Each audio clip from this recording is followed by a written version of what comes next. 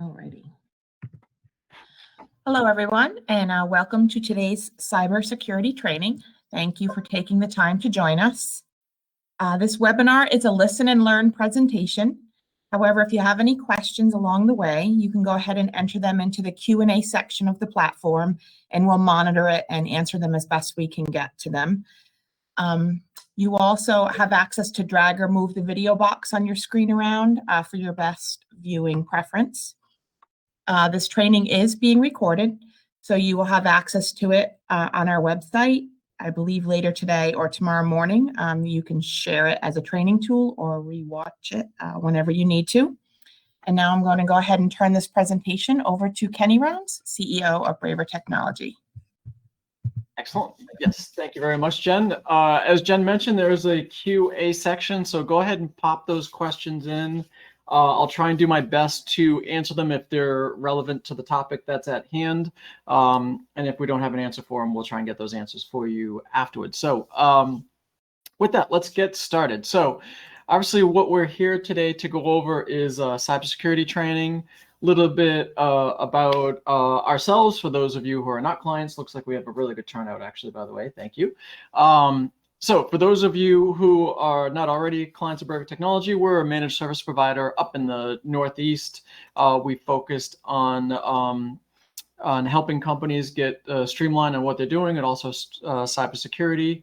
There's my handsome face right there, along with my picture going through. So let's get into the meat of it. So what we're trying to track here on our cybersecurity is that there are constantly new challenges and new problems and new things that were going on. This is a constant battle in the IT industry. And so what we want to do is keep presenting these to you and your staff so that you can keep on top of them. So we're going to go through what a lot of those new challenges are. We're also going to go through securing your network. What does it take to keep your network secure, and what's in place?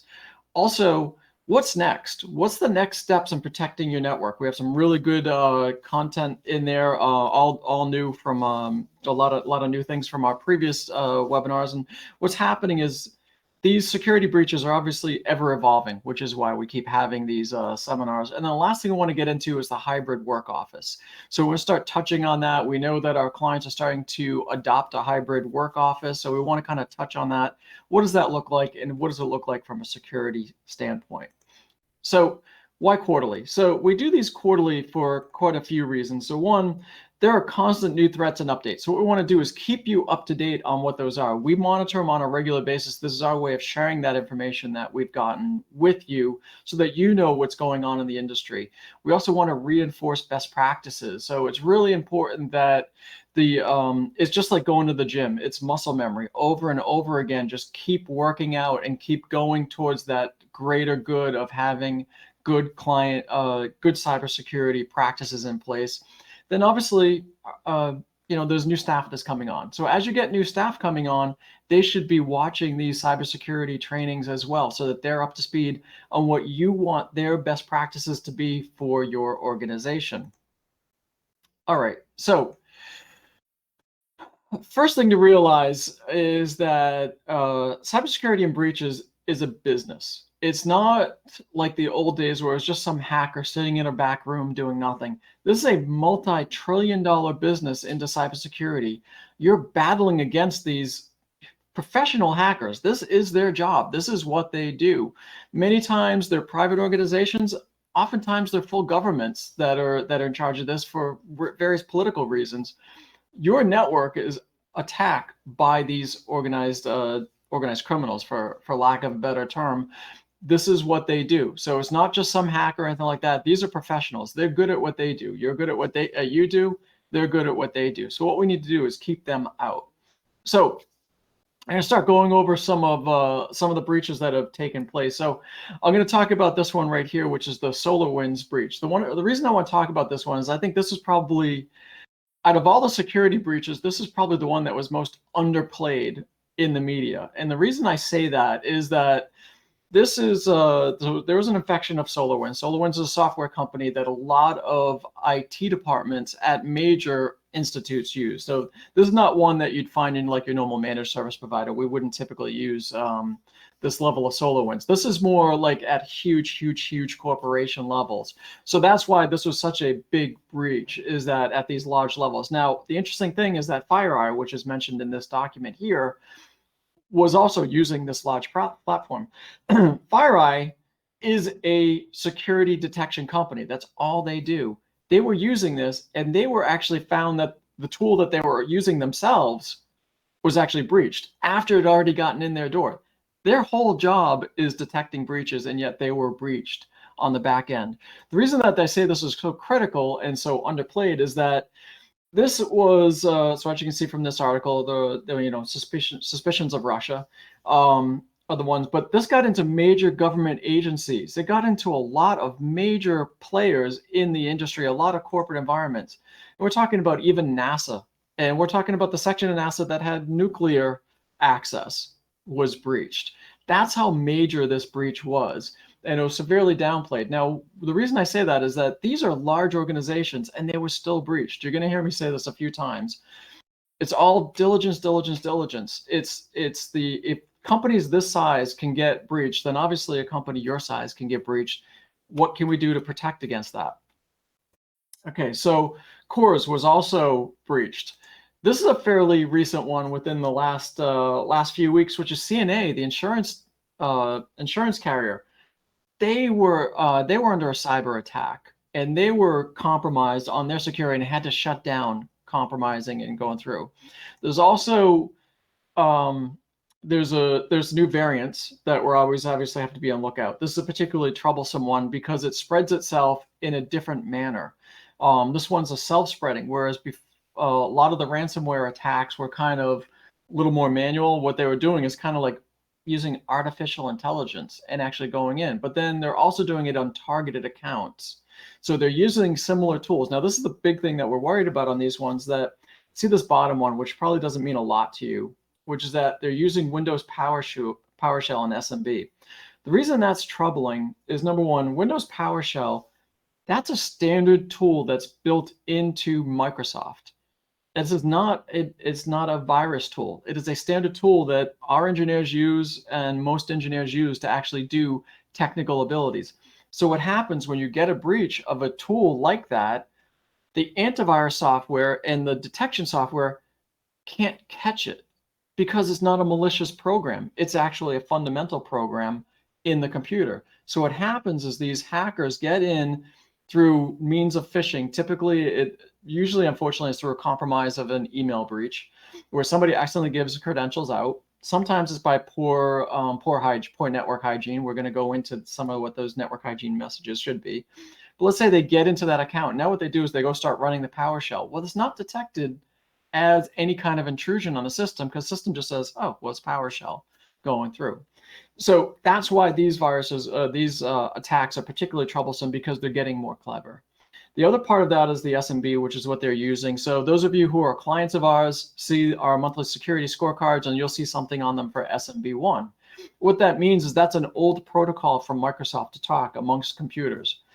The reason that that we have in our security scorecard is we'd like to see all of our clients disable it. However, what we come across a lot of times, that if you have old hardware on your network, typically scanners, copiers, stuff like that need to talk, and they're older, they only talk on SMB1. That's a security breach. Again, those of you who are clients know that we've brought that to your attention, and it's a matter of, okay, let's come up with a plan on working those machines out of the system, because that is a way that this spreads throughout your network. It's a security hole. All right, so one that I want to talk about is, this was a big one. So Microsoft had a vulnerability in Exchange. Now, this was huge because this vulnerability, as far as we can see, goes all the way back to at least Exchange 2010. So we're talking 11 years at a minimum that this vulnerability has been in place. Microsoft discovered it in January of this year. So that vulnerability has been in place for 11 years. Microsoft just now discovered it. And there's a lot of conjecture on how they discovered it, but we believe they discovered it because somebody else breached it. So a third-party hacker discovered it. Microsoft finally got alerted to it. This is where some of the problems come in, though. Microsoft didn't announce that this vulnerability existed. What they did instead is that a month or so later, so towards the end of February, early March, they released an announcement and said, "Hey, we have the security pack for Exchange. You need to deploy it." Now, our team saw that and said, "Wait a minute, this is an unusual message from Microsoft. We better start deploying it." So we started pushing that out immediately to every client that had Exchange. We notified all the clients that had Exchange, let them know, "Hey, listen, we're going to do this. We have to do it." We were up till midnight a couple of nights in a row pushing this out. Once we did it, we released the password. So the cat was kind of out of the bag in Microsoft's standpoint because the breach was already happening. What we were doing is going in and remediating that problem. And so we were going through and cleaning out web shells and cleaning out all sorts of things on these servers that were clearly exposed, and Microsoft went. So it was kind of it was a bit of a problem because Microsoft didn't let anybody know. And the reason they didn't let anybody know until they had a patch is because until they had the patch, there wasn't anything anybody could do. But as soon as they did, now I say this because those of you who are not our clients that have Exchange in-house, you really, really, really need to make sure that that Exchange server has been protected and patched, because if it hasn't, you are still vulnerable to everything going on that server, and you are still exploited. This is guessed to affect probably about 300 million users across the country. So this is a really, really huge security breach that was detected. And like I said, out of all those servers, there's a good portion of them that probably aren't protected because people didn't take that alarm serious enough. I'm going to show you the next slide. This one caught me off guard. So this is literally from this morning. This is April 15th, 2021. This article is from this morning. I have never seen this before, so this is very interesting. So what basically this article, so you can obviously Google it. So basically, the FBI has now taken it upon themselves that they are actually crawling the web, looking for Exchange servers that have not been patched, going in and clearing up certain vulnerabilities. They can't patch it because you have to patch it on the back end. But what they're doing is going in. Now, the reason I find this very interesting, this is the first time I've ever seen the government actively going into the private sector's own servers and making adjustments to them. I've never seen that before. This is huge, and this could end up being good or bad depending on what side of the fence you're on. If you don't like privacy, then this is really scary for you. If you do, like, hey, great, go ahead and take care of it for me, then you're good to go. But this is going to be interesting to see what happens after this. This one caught us all off guard in our industry. It's like, whoa, wait, the federal government's going to go into private sector servers and make adjustments without asking them. What they're doing is they're actually emailing the people. They're going to do their best case scenario of trying to get the contact information for those Exchange server owners and contact them, let them know that the government went in and did investigating. I don't know what that says. I don't know what it looks like, but it's very, very interesting. We've never seen it to that level before, but it actually shows you how big this Exchange breach was as well. Next one I want to show you is kind of an interesting one because this is something new, and that's actually could be scary for all of us as well. So Ubiquiti. So Ubiquiti is a very, very common network tool provider in the IT space. They make all sorts of devices that are all over the place in all sorts of companies. So they have a cloud-based server where they keep clients' credentials. Now, we personally in our office, we don't use that. We don't use Ubiquiti's cloud. So this one didn't affect our clients at all. But what is extremely interesting in this is what happened. So what happened was Ubiquiti was compromised. They were breached, but they didn't come out and say it. Instead, what Ubiquiti came out and said, hey, we had a third party that thinks that they had some credentials leaked. You should probably change your password. And their message was as quiet as that. Very, very obscure. So what we found out, or what not us, what the industry found out is that they downplayed a catastrophic data breach. They had a major, major data breach, and it was somebody inside the company that finally blew the whistle and said, hey, listen, wait a minute, they're downplaying this. Now, why did they downplay it? They downplayed this huge cybersecurity catastrophe because they were worried about their stock price. They had a major event in the stock market coming up. They didn't want it to come out before the stock market effect on it.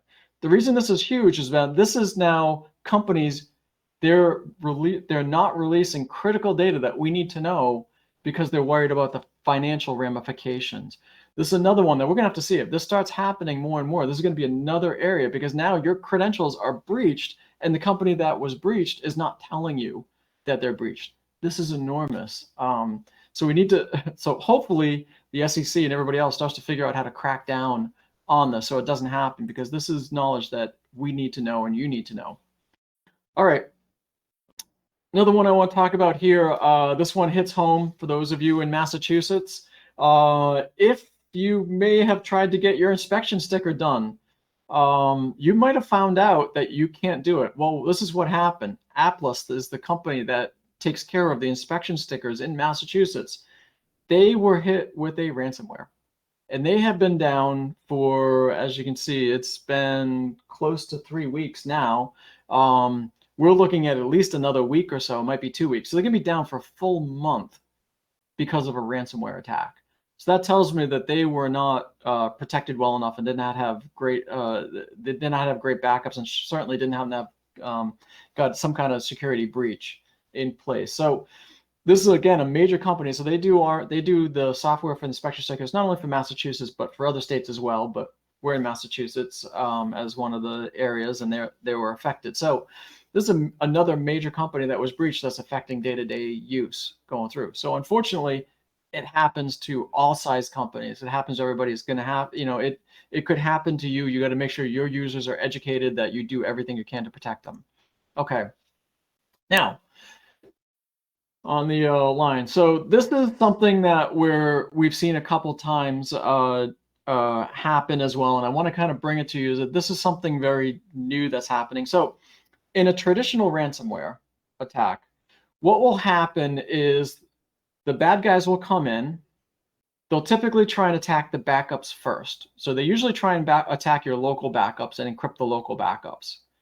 Then once they encrypt the local backups, then they try and encrypt your actual data. So they do that obviously because they don't want you to be able to restore from backup. They want you to have to pay them the ransom. So they'll try and get to your local backups, then they'll encrypt your data. Once they encrypt your data, they ask you for a ransom, right? So that's the way, that's the unfortunate way that it's happened before. Now they're taking a new step. Now what they're doing is, step one is that they're trying to bring your data off-site to their location. So step one, they're taking your data, bringing it to their location. Step two, they encrypt the backups if they can. Step three, they encrypt the local data. Why did they do that? So let's say they couldn't encrypt the backups, or you were good and had an offsite backup. So they know that you might be able to restore from backup and not pay the ransom. So instead, what they're doing is they're actually blackmailing you to say, hey, listen, that's yeah, I get it that you recovered, but we still have a copy of your data. If this data is important and you don't want it published out on the dark web, which we'll get into, you still need to pay us a ransom, even though you recovered. So we've seen this we've seen this happen a few times. It's not as prevalent as traditional ransomware, but obviously it's another thing that we have to worry about, because now they're going in and grabbing the data, and even the backup isn't going to keep you from being extorted if you have confidential data that was breached. Okay, so why is all of this happening? Well, if you ask me, I clearly have an opinion. When I look through the trend of our industry and where things started to go sideways, it all started to happen once encrypted currency like Bitcoin came out. Once that came out, all of a sudden, the bad guys had a way to get paid. Before Bitcoin, there was no real way to pay them because you'd be able to track them down. So they did it just out of malicious activity. All of a sudden, this is a paying job. This is why hacking is now $1 trillion business, because they can get paid for it. And they do get paid, unfortunately. They get paid millions of dollars in ransom by major corporations who don't disclose that they pay the ransom. Unfortunately, they just say, yeah, we've recovered. They don't tell you if they recovered from backup or they recovered by paying the ransom. Sometimes they have to do both. Sometimes the bad guys get into an area. So I'll give you this as a warning sign. So this is why you've always heard our engineers and all of us say, don't store information on your local computer. Because if you have a critical file on your local computer and that local computer isn't backed up, guess what happens? They just got that data, and now you are going to say, okay, well, that's something critical. Is it worth paying the ransom? You don't want to be in that position. You want to be in the position that everything's on your server where it's backed up and we can get at it. Okay, we're going to go into the security on your network and the different parts of it, why it's there and why it's important. So first off, real obvious one should be a firewall. It's amazing. We still take on clients today that we go into that actually still don't have firewalls. What they do is they're using whatever the Comcast Fios, whatever default modem that comes in there and thinking it's a firewall. That's not a firewall. A firewall is an actual firewall that actually does intrusion protection. This is what a log of a firewall looks like. It's under constant battle from the outside. It has to constantly updated. We update our clients' firewalls every single month, or twice a month, I believe, because it is the first line of defense for your network. It's important to have a true firewall that actually does protection on your network. Okay. Next one that should be pretty obvious is the remote users. So basically, this is another one, unfortunately, that we see a little too much of. Companies, I can't believe that we're still coming across this. They have open what's called RDP ports, which are basically terminal servers that are not secured. They're accessed via the web. If you can log into your network without using some kind of SonicWall SSL VPN or something similar, if you can just go in and get into your network, then you are probably not secure, which means that somebody else has access into that login credentials. That needs to be shut down. You need to have some kind of SSL or setup in your network. Sometimes they're free, but certainly almost every case that I've ever seen, they're at least really cheap. They're like a, I don't know, $5 or $10 one-time fee. So they're almost free if they're not.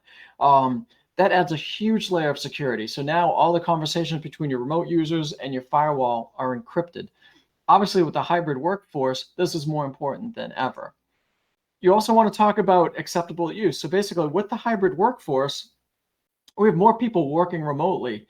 It's important that you have a policy in place that tells them what's acceptable, what's not acceptable while they work remote. We have a template that you can use. Feel free to reach out to us and we'll send you that template on the that'll help you. You can actually just change your name on it, read through it, make sure it looks okay, so that you can have an acceptable use policy that you can then send to your staff and your clients. All right, next thing should be really obvious. Hopefully it's obvious, is antivirus. You need to have a good antivirus that's up to date. We put in an antivirus that is updated in real time throughout the day. As soon as a threat is detected, it updates it right away. It's not once a night or everything like that. Don't use the free one that came with your computer, because it's just exactly what it is. It's a free antivirus that came with the computer, and it might give you a false sense of security on what's going through. Obviously, again, going back to the hybrid workforce, those of you who have people working from home on their home networks need to have some kind of policy in place that they need an AV on their local computer. This is what an AV log looks like. Okay, so we talked about antivirus. Let's talk about spam and virus filtering next. So basically, spam and virus filtering is probably more important now than it ever was before. There's going to be two things I'm going to tell you about it. So number one, those of you who are on Office 365 should have some form of advanced threat protection. It's cheap money. It's like $2 per user per month. It's insanely cheap to add it to your Office 365 account, but it's going to give you so much more protection. That one's a no-brainer. Do it.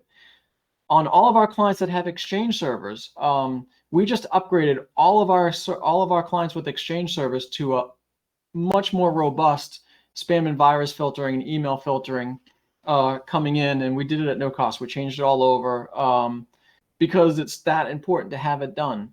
So basically, you need to make sure that you have a good system in place that is going to protect your users and try and prevent it from coming in the first place. Again, we're looking for viruses. We're going to talk about phishing in a little bit. All right. That's some stats. You don't care about stats. Okay, so let's talk about DNS filtering. So DNS filtering, so what we do on our clients' networks is the next thing that we do is DNS filtering. What does DNS filtering do? When you're going to a website, if that website is known to be a bad, malicious website, we want to block you from going there. So what will happen is you're going to see a message similar to the one on the screen that's going to say, hey, listen, this site is a known malicious website. We're going to block you from going to that site. The other thing that this software program does, which is really cool, is that when you get to a site, let's say, I'll use boston.com because it's obvious, but it could be projo.com, could be newyork.com, whatever it is. you're reading an article, you click on the article, then you see an ad for another article that looks kind of enticing. So you click on that ad, that brings you somewhere other than Boston.com. So now you're on somewhere other than Boston.com, and now you start seeing other ads and junk messages that are actually links to viruses. What this software will do is actually block any of those that are known to be bad from actually showing up on your user's desktop in the first place. So the idea is basically to not even present them to them. And again, this is a typical filtering log of what is caught on our client's network on a daily basis. All right, let's go into wireless. So wireless, here's the thing on wireless. You should have two networks in place. You're going to have the corporate network, wireless network. The corporate wireless network is the one that's going to give your users access to servers, company data, everything like that. Then you should have a guest wireless network access in place. So the only people that should be on the corporate wireless network are people who actually require that device to connect to the corporate LAN. So if somebody has their smartphone, they should not be on the corporate wireless. They should be on the guest wireless, because anything that's breached on that phone is going to be has the potential to be breached on your network. You want to keep everything on that guest wireless and segmented off your network unless it absolutely has to be there. One of the things that I like to suggest is basically, if you're worried that somebody had the corporate Wi-Fi and they connected their phone on it, go in and change the password for the corporate Wi-Fi account. And when they come up to you and say, hey, listen, my phone can't connect to the Wi-Fi, you're like, great. Here's the passcode for the guest Wi-Fi. Use that one instead. It's really important that you keep all those devices off of the corporate Wi-Fi and onto the guest Wi-Fi, segmented away from your network. Okay, your server. Your server should be maintained and patched on a regular basis. We patch our clients' networks on a very regular basis. Patching is huge. That's obviously the idea is that there's known vulnerabilities. You want to make sure that your server is patched and kept up to date to detect those known vulnerabilities. We just saw one with Exchange. So Exchange, if that's not patched, you're still wide open and vulnerable. Unfortunately, there's a lot of situations like that. It doesn't have to be Microsoft. It could be Macintosh or anything like that. They have to be patched. They're patched because they find security holes. Same thing with your phone. You guys have seen updates from your Samsung phone or anything like that. Many times those patches are security related. Everything has to be stayed up and patched. Next, I want to talk about backups. So local backup. Local backups are important because they give us the fastest point of restore. So they give us an ability to restore right away. That's why we do local backups. We like to segment off our local backups as separate from the network as possible and as secure as possible. So we have a couple different security measures that we do to protect that local backup. Because if you go back to what I said on the ransomware guys are going to try and go after that backup. What we need to do is put as many obstacles in place to get to that local backup as possible. Next thing I want to talk about is backing up any kind of cloud-based software. So obviously, we've been, much like everybody else, we see an increase in our clients using Teams, particularly Teams, for storing files. We have a whole training session just on using Teams. So we're seeing a lot on Teams, but then let's say it's Dropbox, whatever it may be. Here's the important thing: it is still vulnerable. Those files still exist, and those files can still be encrypted, and those files can still be ransomware, and they can still be deleted, and they need to be restored. So the retention rate on these cloud providers is not indefinite. There is a limitation to how long they're going to protect your files and how long they're going to be able to restore them. So it's important to still back them up. And here's an article basically of an attack that happened to a client that had, not one of our clients, but to a site where their Teams was actually attacked. And we expect to see a lot more of that as companies move more to the cloud-based system. It doesn't mean that any cloud provider right now is, well, there are some that are less secure than others. Definitely Teams would be on the more secure side by far on that. So you want to make sure you have a good cloud provider, but then also you want to make sure that you have a secondary form of backup to that, just like you do with your regular data. So let's talk about the second form of backup. You want to have offsite backup. It's extremely important to have offsite backup. As I mentioned several times, the ransom guys are going after a local backup. If they get in that local backup, the only option you have left is your offsite backup. They cannot get to the offsite backup. because the offsite backup is not on the network. It's not on your network. It's not attached to it, so they don't have access to it. That's why that offsite backup is so critical. Obviously, the offsite backup is extremely handy in the case of if you lose power for an extended period of time. Those of you in Boston know what I'm talking about. If you lose, if obviously anything happens to the building itself where the server is in, flood, we have several clients that are, in sky rises in Boston, and just as well as I do that if you're in the 8th floor, you can get a flood. How do you get a flood? A pipe burst or a sprinkler break. Come February, we always get at least one client that has some kind of flood damage in the middle of the winter because a pipe froze on the exterior of the building that flooded the whole floor. And guess what? It doesn't matter if you're on the 8th floor. That water builds up faster than it can get out the door. We've seen it several times. So offsite backups are extremely important. All right. That is your network as a whole. Obviously, if you have more questions on that, pop them in. And we'll address them or reach out to us. We're going to talk about security scorecards. So those of you who are our clients know that we're sending you regular security scorecards. These are important. They're our way of talking to you and letting you know what are the key elements of your network that we want to make sure that there's a plan in place. Most of the items on the security scorecard are free. That's the great part. We can lock them down for no cost whatsoever. So most of them are free. We get these out to you on a regular basis. So when their account manager calls you, what they're calling you to go over this is they just want to make sure you know and that there's a plan in place to address these items. All right, let's get into the meat of it, data breach. So one thing about data breaches, as you probably guessed from the beginning of this, is that they happen to every size company. And the reason that they happen, unfortunately, to every size company is not necessarily that the company has bad security practices in place. Unfortunately, most of the breaches come through users and interaction with users. That's where the majority of them come, is they got some kind of backdoor into the system that got breached. That's the majority of these that happened. There are the ones, the unique ones that happen where basically there's a great target one, unfortunately, not great target one, bad target one, where target was breached. The corporate target was breached because there was one of the sites had an HVAC vendor come in to work on the HVAC. The HVAC vendor set up a Wi-Fi for them to control the thermostats. Well, unfortunately, they didn't secure the Wi-Fi. So hackers got into one of the stores, got into that HVAC Wi-Fi. From the HVAC Wi-Fi, actually got all the way up to target corporate through a local HVAC on a store. That, unfortunately, is just sloppy handling from the HVAC vendor, but Target was the one who was breached, and all of a sudden, all these credit card information was sent out. Okay.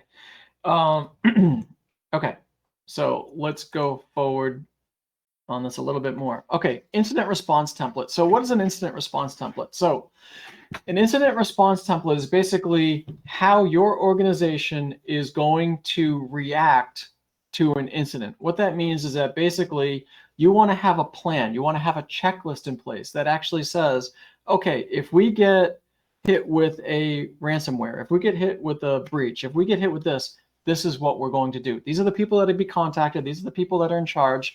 And it goes down to the level of even to, okay, do we need to release, for you, those of you who have HIPAA information, it's like, okay, at what point do we have to notify legal? At what point do we have to release a press release? At what point do we have to do this? This incident response template is made to do that. So basically, for those of you who are our clients, we're happy to go through this with you. We have a template that we can provide for you. Actually, anybody on this webinar, if you contact us, we'll go through this template with you so that you can have an instant response plan in place. It's a fairly detailed document. It's also a great document for when you get asked to be audited by your vendors or your clients. So you may have clients that might have secure information. They're looking for different ways of saying, okay, they're going to ask you, okay, what is your response plan? If you give them this document, they're going to say, okay, great, these guys got this together. They're all set. Those of you who are going through SOC audits, anything like that, this is the type of document that they're looking for. Okay, so we talked about the web real quick. Let's give an overview of what the web is. So basically, there's kind of three phases that we use for the web. One is the surface, right? So those are the ones that you see every day when you're going onto the web browser: Facebook, YouTube, anything that you can access that you don't need to go into securely. That's what the top level web is. The middle level is what's called the deep web. And what that is, that's where all your secure documents are. So when you put files up on Teams, they're in the deep web. When you go to your bank and log in to get your bank account, that's on the deep web. When you go into a portal to grab a file, that's on the deep web. Everything that's secure and encrypted is in that deep web. The one that we're worried about is the bottom one, is the dark web. This is where all the bad stuff happens. This is where basically, if you were to get breached, this is where your credentials would be sold. They would be sold on the black market of the web. They'd be saying, hey, listen, we have the credentials. And what they would probably do is say, hey, we have the information for these 5 companies. Who wants to bid on the information for these 5 companies? And they'll take bids. And they'll get paid.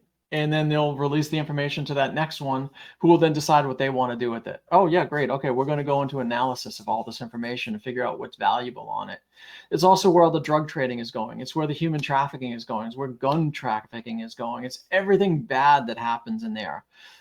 So why don't they crack down on the dark web? Well, unfortunately, you can't really crack down on the dark web per se because it's not an entity that exists. It's not like a place that you can go. It's not like you can do a Google search and find it. It's very much you ask us to, you're asked to be a member. You're asked to say, oh, hey, listen, I have some files for you. Here's a torrent link. Here's how you're going to get them. You're not going to get them just by going and asking for it. It's very much a very close, tight network where they only give out the information. Now, what the FBI does is they go in the CIA and whoever else, they try and do like a catch a predator type of thing. They try and pose as somebody who would need those credentials and would go. And so what they do is try and get the credentials and try and get in that way. And that's how they try and get that data and try and get it back. But obviously they're having limited success on that because it's so easy to move around on the dark web. It's like it's not like you're in a building and you just like and you have to worry about moving. Like it's the web. You can change yourself in 2 seconds, unfortunately. So here's a description of what the dark web is. Here's a typical case of breaches. This is what your credentials would look like if you got breached. This is an exact printout of a breach that happened. This one might have been Facebook. I can't remember, but it's all usernames, passwords, hashtags, everything I would need to get into that account is right here on the dark web. Okay, so let's get into the most important part of this, which is user education. This is the part that obviously is our #1 line of defense. Unfortunately, the users are your biggest vulnerability. So they're your biggest target for education. Okay. So first thing is going to websites. So unfortunately, we still have users that are going into a website. So this last one is a perfect example of that. So somebody just mistyping a domain name, which is pretty easy. I mean, you mistype Facebook with an extra O or something like that. You're going to end up with a site that looks like this. The problem is that most users are going to click on something or call that number. Instead of just doing what they should do, which is to click the little red X up in the top corner. So #1 thing, teach them to click the little red X in the top corner. That's the only safe button to hit on this. So here's another example. So allow, don't allow. Doesn't matter which of those buttons you hit, they both do the same exact thing. The only one that's safe is hitting the X in the upper red corner. Again, this happens when somebody mistypes the wrong website or they click on a link on a website, some ad or something like that. It brings them to this malicious site. That's where all the trouble starts beginning. That's where now all of a sudden your network is now compromised because they're brought to a site that's looked to be legit. It might be a fake LinkedIn page. It might be a fake Facebook page or something like that, where now they're issuing their credentials and now you're compromised. Okay, so we're going to talk about phishing because this is the #1 problem that we have right now is phishing. So basically, these are stats that basically 1 in 8 employees has been subjected to some kind of phishing attempt, which I would say I actually think that's even lower than it probably what I would have thought. Basically, $1.6 million on average in a day in a single attack is worth $1.6 million. So obviously there's a lot of money in there. So number of incidents reported by the FBI doubled between 2019 and 2020, and I'm thinking 2021, by the looks of it, is going to be even higher from what we can see. There's just a lot of activity going on. 85% of organizations have been hit by some kind of phishing attack. That number seems a little higher than what we're seeing in our clients. Actually, seems a lot higher than what we're seeing in our clients, but it's clearly an issue that's in our industry. So here's some top level things to look at. I'm going to get into specific examples of actual emails in just a moment. So basically, what do you want to worry? How did it get in there? They look like it comes from a trusted advisor. It looks like it does. That's what I want to stress. It looks like it comes from a trusted source. It creates some sense of urgency. You have to do something. You have to check a voicemail. You have to log in. You have a bill that's paid, something like that. They're going to request some kind of sensitive information. They want you to log into some kind of data.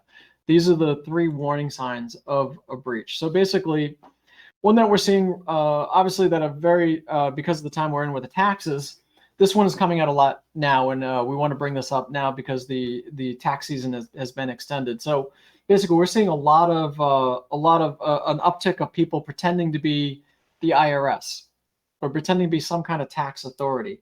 So basically, that's a concern because this is a bad time of year for that. Everybody's going to be, is going to expect some kind of email from the IRS. So again, look out for emails. Let your users know to look out for emails from the IRS during tax seasons or during particular tax deadlines. So you guys, especially those of you in corporate or in CPA firms, you know that September 15th, October 15th, there's other tax deadlines than April 15th.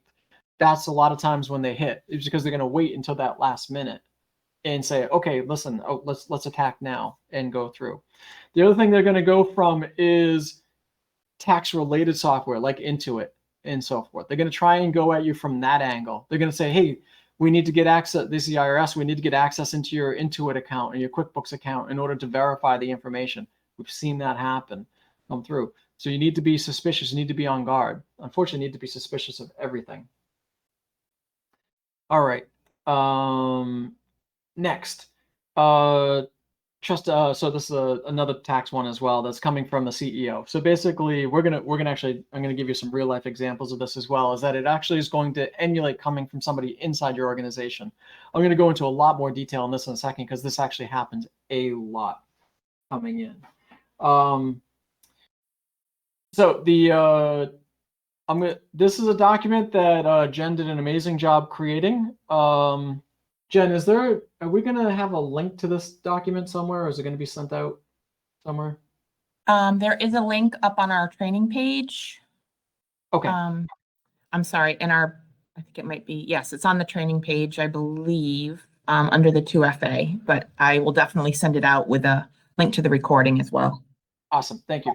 So this document is, what we did is we just created this document recently. It's a 1-pager to give you to your staff, to have them look at a single page and say, okay, here's the key things to look at. We're actually going to have a whole separate training webinar just on phishing emails. We're going to take the section that I'm going over now and expand it a bit. We're going to bring up real-time emails and go through them and look at them. Jen, do we have a date for that already? Or is it just on the somewhere on the calendar? Look, keep an eye on your inbox. We do. It's May 7th. Okay, so we have a date for it. We're going to go through just only phishing. We're going to show only phishing. We're going to show just emails that could be breached. So keep an eye out for that. That seminar is going to be just a quick down and dirty because again, this is the one thing that we want to track down with our users. Okay. All right, so let's look at some emails. What do we need to look for? So number one to always look for is the from page, the from recipient. That from recipient, they're going to try and come really close to being the actual name of the domain name, but it's going to be just a little bit off. It'll just be a little different. That's what you're looking for, some kind of suspicious. You're going to look for it not to a specific person. It's going to be a generic email most of the time. Now they're getting a little more sophisticated, but most of the time. The other thing too, when there's a link, if you hover over that link, it's going to show you that that link is not actually going to what it says. All right, so here's an example of it here as well. So those are 3 primary steps to look for. Here's what the emails also look like as well. So you can see this email looks like a legit email. There's nothing that looks illegitimate about this email. And even the email, even the from address, Citibank, looks fine. So Something else to keep in mind, that basically that from address can be a legit from address and still be a bad phishing email. So basically, I can send an email to anybody in the world, and I can make that email from anybody else because there's no real security in email itself. I can send you an email. It's no different than me taking a regular paper envelope and I put your address as a to field and I put somebody else's address as the from field and I put it in the mailbox. You're going to assume that it came from the person on the return address, but it didn't. It came from me. You can do the same exact thing with emails. It's very, very easy to emulate it. So that's why you need to be diligent on all the steps of an email, not just one. You need to look at the whole thing. The other thing I'm going to tell you, and this one was a kind of a big surprise for us. Sometimes the more basic the email, the more susceptible the user is to clicking it. So as you can see, this email right here is very basic. There's almost nothing in here, but it's so basic that it's tempting to the user to click on it.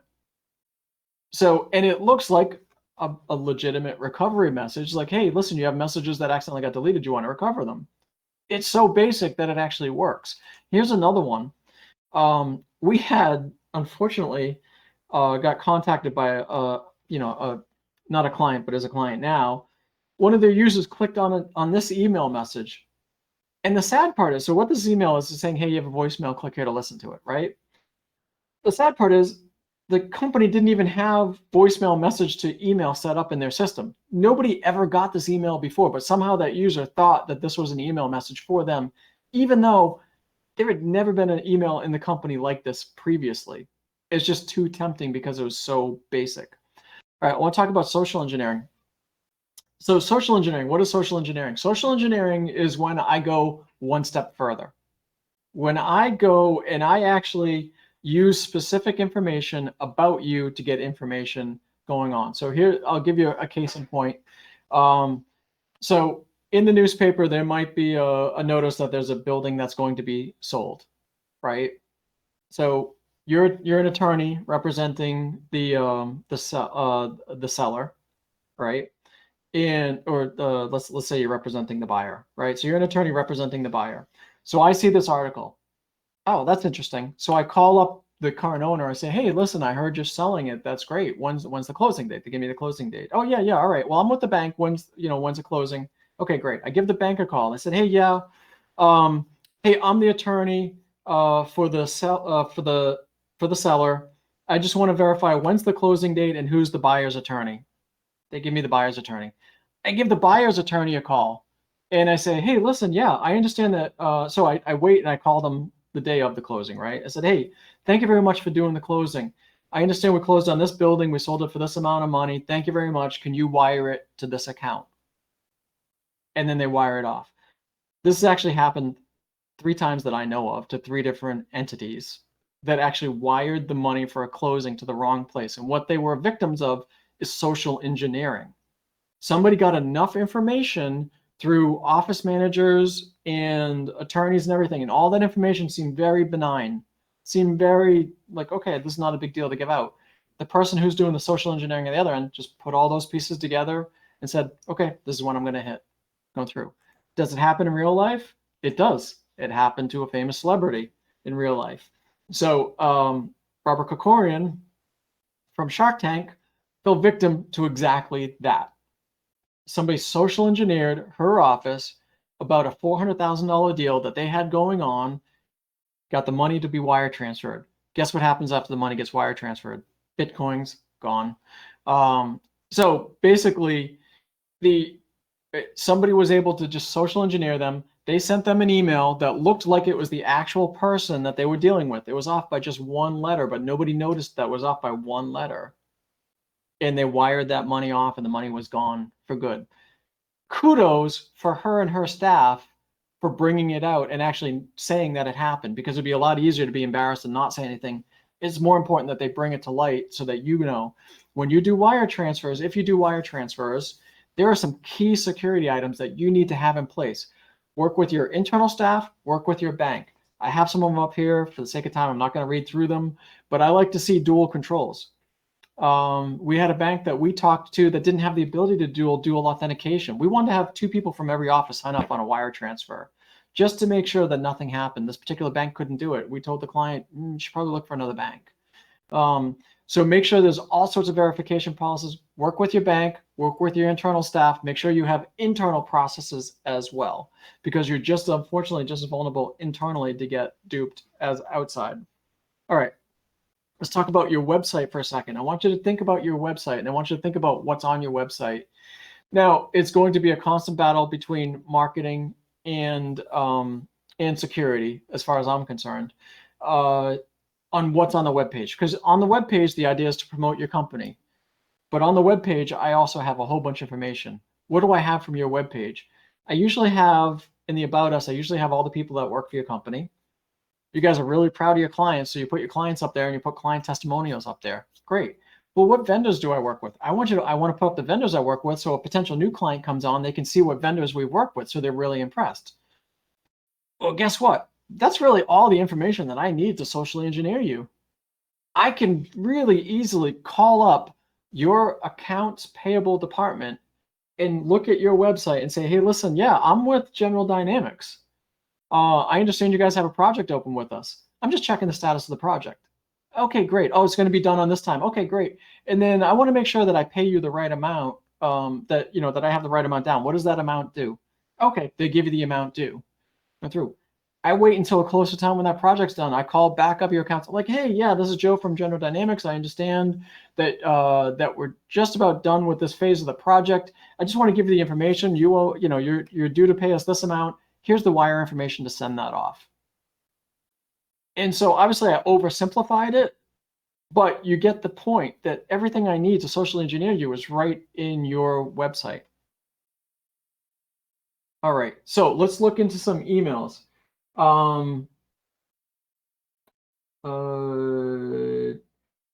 Yes, okay, so somebody have the message up here. Thank you very much. Unfortunately, I can't see the name on my screen, Jen. So basically wire transfers. So yes, you can do a recall on wire transfers, and the person up here is making the point that when you do a wire transfer, they've had it successfully done work twice. We've actually had some clients successfully recall the wire transfers as well. However, there's a time frame. You have to catch it before the bad guys get it and transfer it into Bitcoins. Once they transfer, well, a lot of times they'll move it over to other wire accounts and stuff like that, but eventually it ends up in Bitcoins. So there's a timing window. If you can do it quick enough, you can grab it back. But it doesn't happen all that often. Unfortunately, it happens less often than true often, because normally what you find out is like, you find out after the job is done, like a day or two, when the person's like, hey, listen, are you going to pay me? So in the case of the closing, the person didn't find out until a week afterwards, when the person who sold the building said, hey, yeah, this is great, I still haven't received my money. They're like, well, we wired it.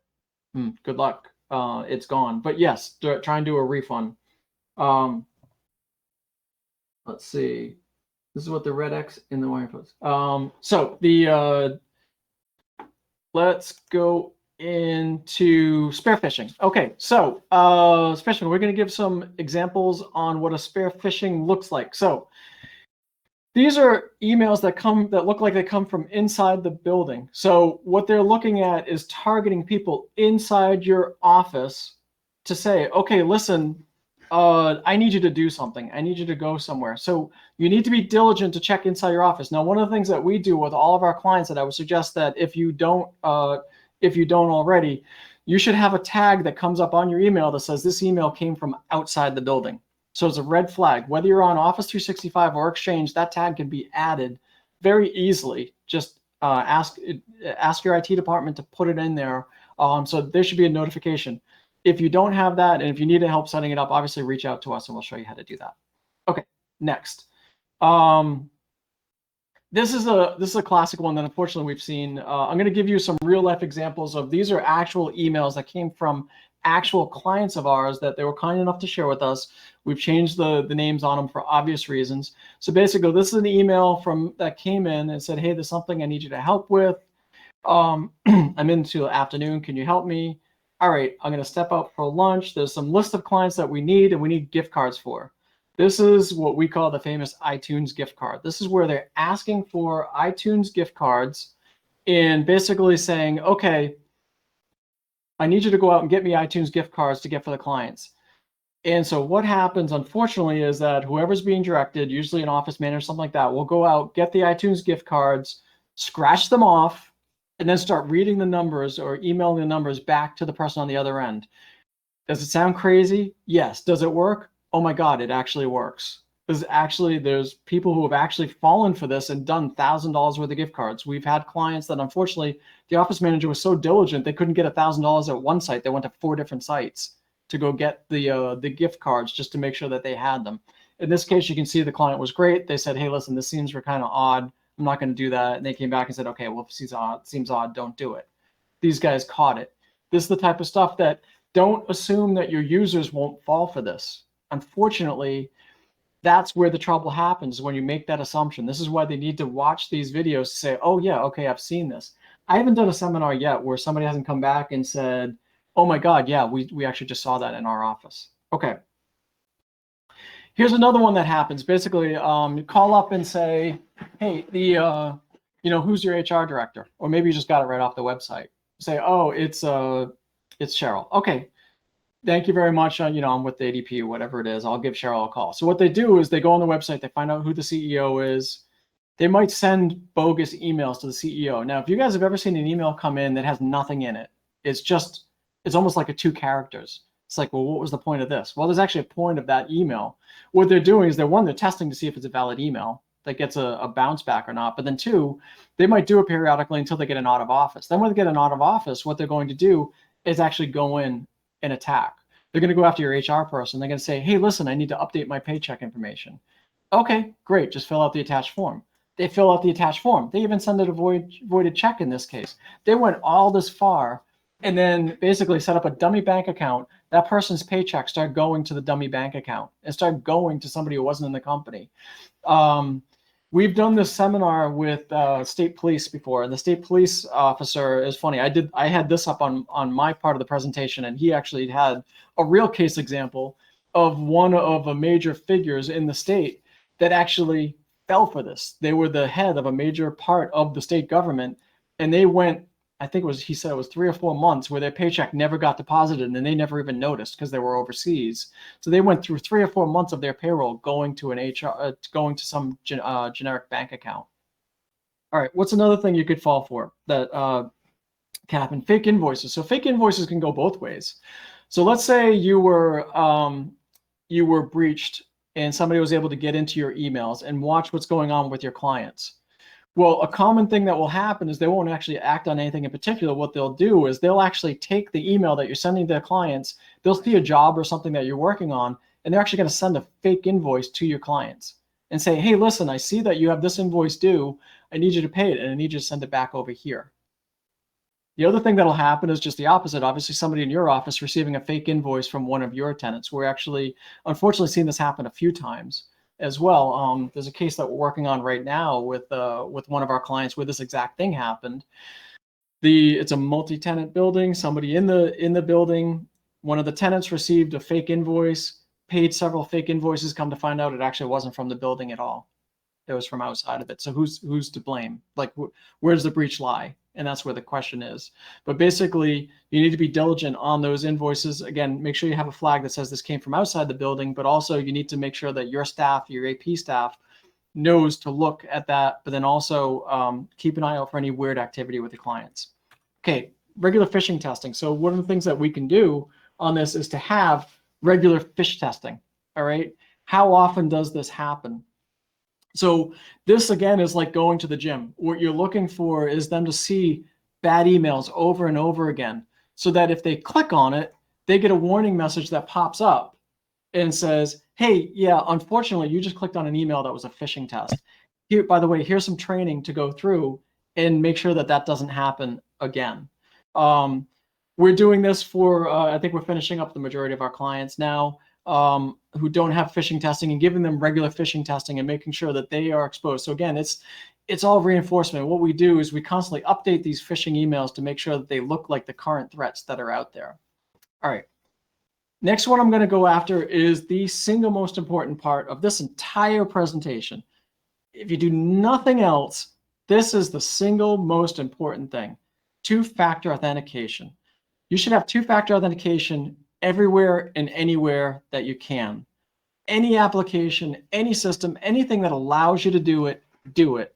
Most importantly, do it for your Office 365. For our clients that have Exchange, this is why we're pushing to Office 365, because it has much better security and two-factor authentication. There's a couple things. Number one, it is free. It can't get any cheaper. It's free. It is easy. How easy is it to do? We did a 10-minute webinar on how to set up two-factor authentication. We had to extend it because it only took 3 minutes to do it. It literally takes 3 minutes for your users to set it up. So we have a webinar right on our website that you can disperse to your client, to your users, and say, set up two-factor authentication now. If you go out on the street and you hand somebody your username and your password and you have two-factor authentication, they still can't get in unless they have your form of two-factor authentication. This is really important. Microsoft released an article that said your password doesn't matter. They're obviously being really tongue-in-cheek on that, because what they're really pressing is that the two-factor authentication is really important. We also, on top of the video, we created a one-page sheet that you can give to your users, that we even put the QR codes on where to get the two-factor authentication right on the setup. Couple things that I talk about in the video that I'm going to bring up right now, which are really important. Some people are worried that if they have two-factor authentication, every time they go to check their email, they're going to have to be asked for two-factor authentication. That's not true. Once you set up two-factor authentication, that device becomes trusted. You don't have to do it again. Well, depending on the security policy, most people don't do it again. So once it's in place, you really very rarely have to do it again. It's a nuisance for the person trying to hack in. It's not a nuisance for your users. They won't notice it after they've done it the first time, but it will give you 1,000 times more security. Okay. We're nearing the home run here. So basically, IT security tips. So we do weekly security tips. If you don't get them, reach out to Jen. She's more than happy to put you on the list. Here's some key basic steps to do. Disable old user accounts. Make sure you disable old user accounts. I'm going to tell you one step further than that.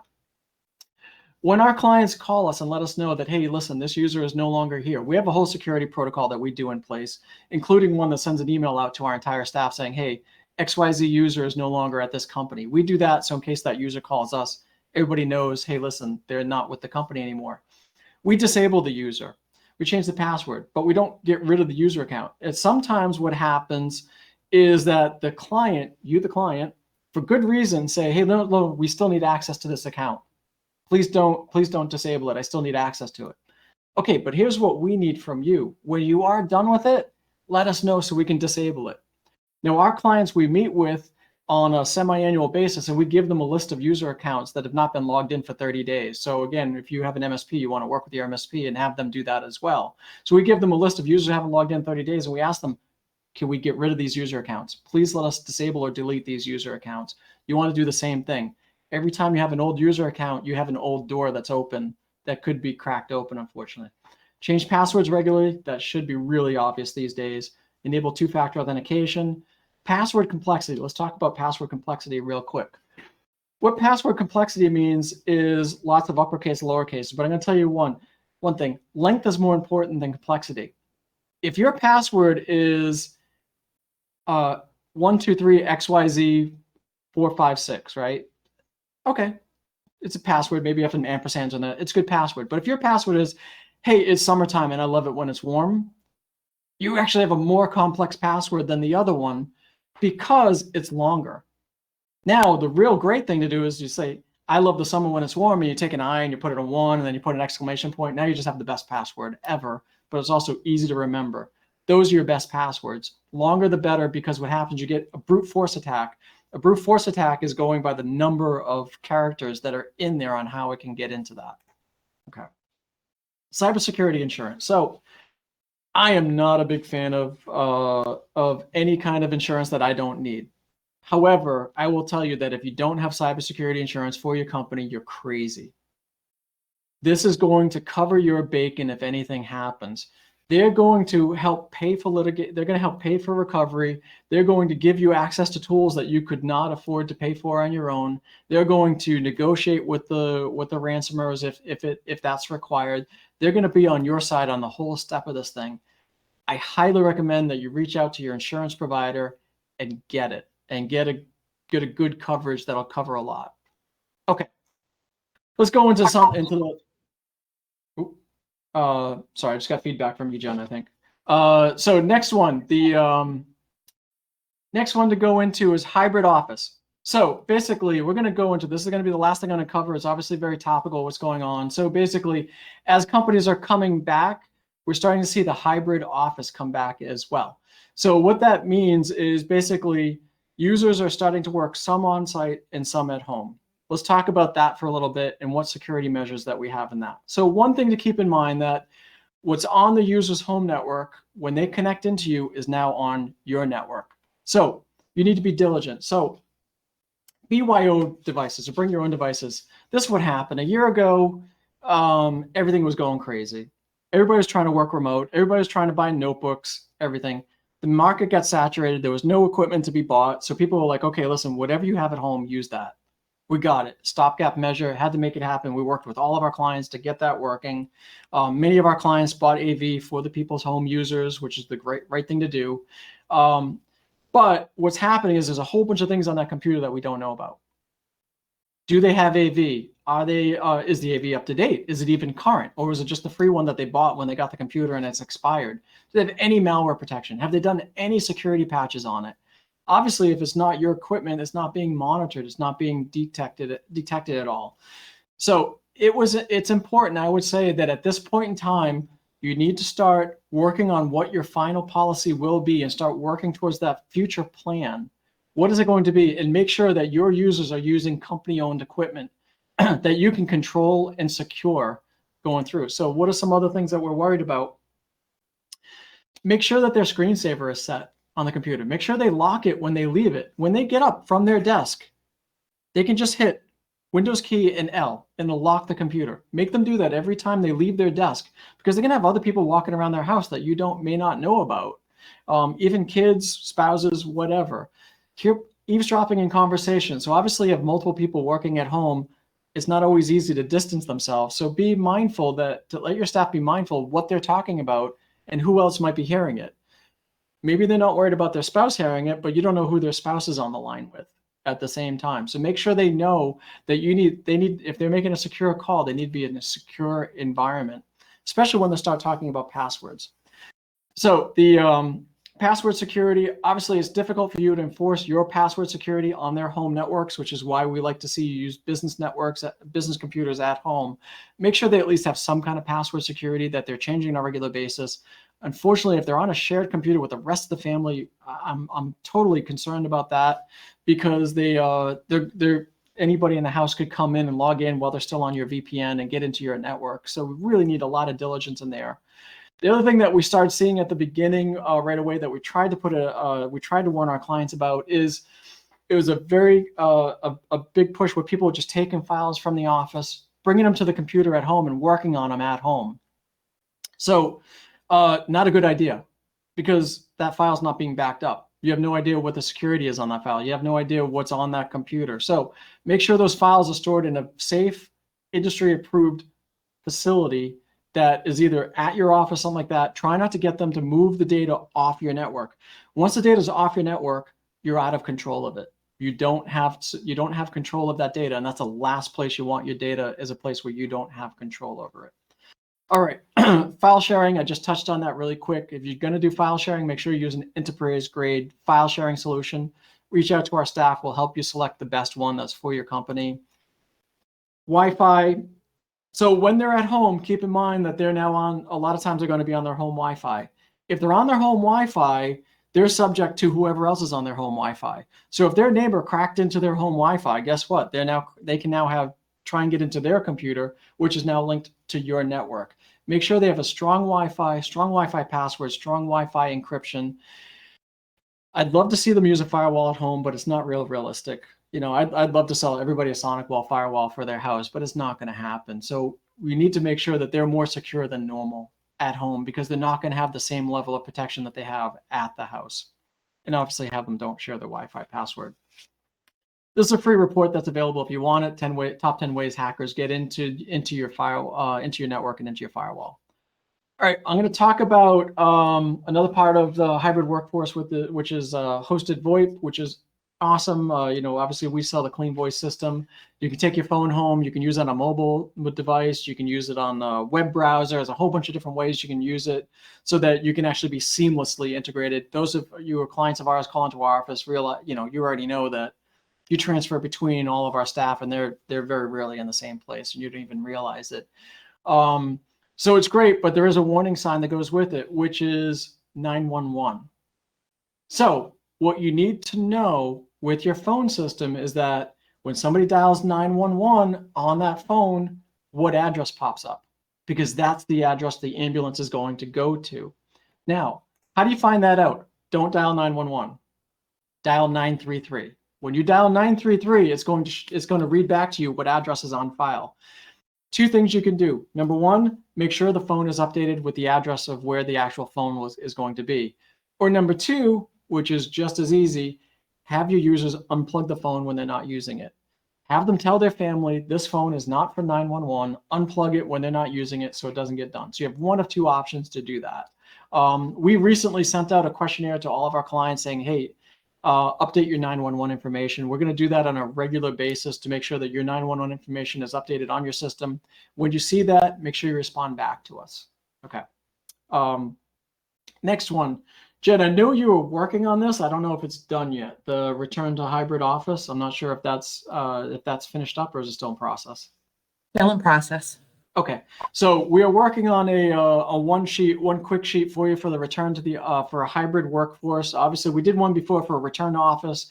We're doing one that's a little more current with a hybrid office. So once that's done, if you want it, reach out to us now. We'll let you know. We'll send it to you when it's ready. Obviously, we'll be posting it on our monthly vlogs and everything like that as well, so you can see that. Jen's going to do an amazing job of it, I have no doubt. All right. Our blogs on our website, keep an eye on those. Obviously, lots of updates on security and latest trends on that. Ransom incident response plan. So we talked about that. We'll give you a ransom response plan that you can use as a template if you want. Just reach out to us. So ransom, this is really kind of a generic slide that I make for more of when we're presenting this to a specific group. But basically, just know that there's steps you need to take if you get hit with a ransom. So you can get hit with a ransom for a bunch of different ways. The idea is that you need to have steps in place to go through and say, okay, how do I remediate from this? All right, next, let's wrap this one up. We're going to recap here. So basically, we went through the new challenges, security problem solutions, went through securing your network. We talked about what was next. So basically, I may not do any Q&As because we ran over. So I'm going to take any of those Q&As and get. I see a bunch of them in there. I'm going to reply to those individually. Just keep in mind, having a secure workforce is the most important thing that you can do right now for your company and your users. All new hires should go through cybersecurity training. They should watch. We're going to record this. It's going to be posted on our site. We record them on the same place where you sign up for the security seminar. You see the recording for the previous one. That's going to be in the same link, the same web page. You're going to see this recording. The most recent one is always up there. And then, as always, reach out to myself with any questions if you want. I'm available anytime. Just email me. Very happy to respond back to any questions at all. Jen, is there anything that I missed? Nope, I think you got it covered. All right. Thank you very much. I apologize for not getting into all of the questions that came up, and I do appreciate we had a really good turnout today, so I appreciate everybody attending on it. Thank you very much. And like I said, we'll reach out to individual questions. Have a great day.